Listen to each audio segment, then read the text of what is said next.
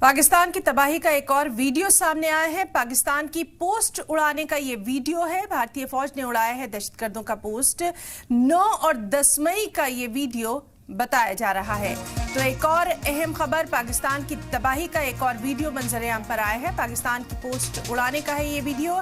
भारतीय फौज ने उड़ाया है दहशतगर्दों का पोस्ट। 9 और 10 मई का ये वीडियो बताया जा रहा है। तो आप देख सकते हैं पाकिस्तान की तबाही का एक और वीडियो। पाकिस्तान की पोस्ट उड़ाने का ये वीडियो है। भारतीय फौज ने दहशतगर्दों का ये पोस्ट उड़ाया और 9 और 10 मई का ये वीडियो बताया जा रहा है। तो किस तरह से पाकिस्तान के आतंकी ठिकानों को तबाह किया गया, उसी का नजारा पेश करता है ये वीडियो। 9 और 10 मई का ये वीडियो बताया जा रहा है। पाकिस्तान की पोस्ट उड़ाने का ये वीडियो बताया जा रहा है।